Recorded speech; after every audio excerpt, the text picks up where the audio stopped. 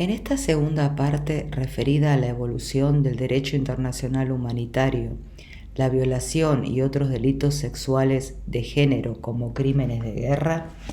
analizaremos los estatutos de los tribunales penales especiales y la Corte Penal Internacional, la tipificación del delito de violación y otros crímenes sexuales y el castigo a los crímenes de guerra, evitando las amnistías absolutas y la impunidad de facto. Actualmente, los Estados, sobre la base de sus compromisos internacionales, están obligados a investigar, procesar y castigar las graves violaciones a las leyes de guerra, cometidas por agentes estatales y no estatales durante los conflictos armados internacionales e internos, por tratarse de crímenes de guerra sujetos a la intervención de la jurisdicción internacional y ser imprescriptibles. En este sentido, las amnistías concedidas a los grupos alzados en armas durante un proceso de paz presentan límites, es decir, no pueden ser contrarias al derecho internacional, permitiendo la impunidad en caso de crímenes internacionales, de guerra o de lesa humanidad, dado que los Estados, por sus compromisos internacionales, tienen la obligación de castigarlos. Así se expidió el Comité de Derechos Humanos de la ONU al considerar que las amnistías otorgadas a El Salvador, República del Congo, Croacia y el Líbano por actos cometidos en el curso de conflictos armados y que constituyen graves violaciones a los derechos humanos son incompatibles con las obligaciones impuestas por el Pacto Internacional de Derechos Civiles y Políticos. Durante los conflictos armados acaecidos en el mundo, las mujeres experimentaron todo tipo de violencia física, sexual y psicológica, dentro de las que se incluye la violación sexual, cometidas por actores estatales y no estatales. Al respecto, la Asamblea General de la ONU, en la resolución 60/1 del 2005, estableció que cada Estado es responsable de proteger a su población del genocidio, los crímenes de guerra, la depuración étnica y los crímenes de lesa humanidad. Esa responsabilidad conlleva la prevención de dichos crímenes mediante la adopción de las medidas apropiadas y necesarias que eviten su comisión.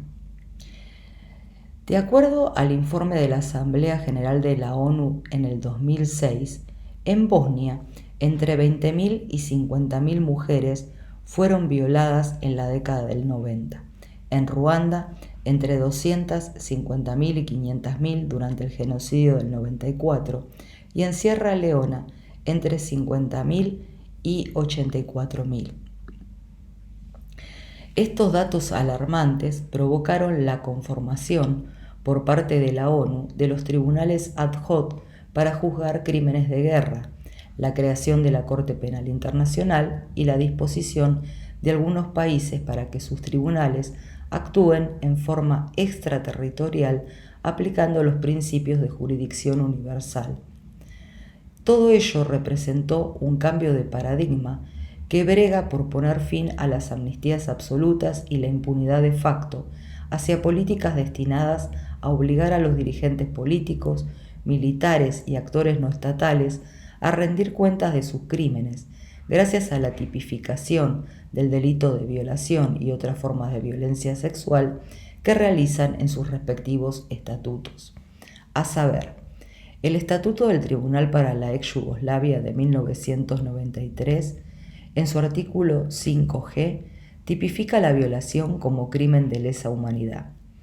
El Estatuto del Tribunal para Ruanda de 1994, en su artículo 3G, tipifica la violación como crimen contra la humanidad y en su artículo 4 manifiesta que la violación y cualquier forma de violencia sexual atenta contra el artículo 3 común a las 4 convenciones de Ginebra de 1949 y el protocolo adicional 2.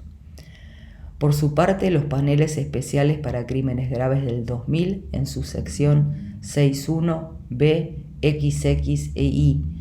y 6I, E, B corta I, tipifica la violación, entre otras formas de violencia sexual, como actos que constituyen infracciones graves a las 4 convenciones de Ginebra y al artículo 3 común a todas ellas.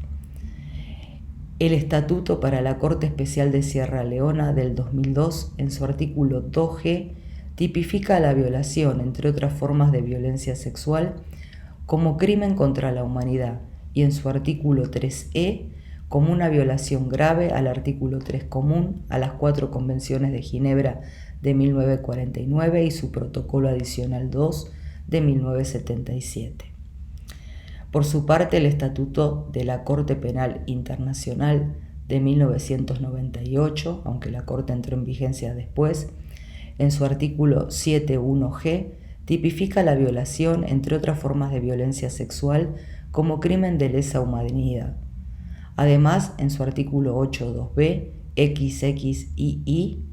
la enumera junto a la esclavitud sexual, la esterilización forzada, etc.,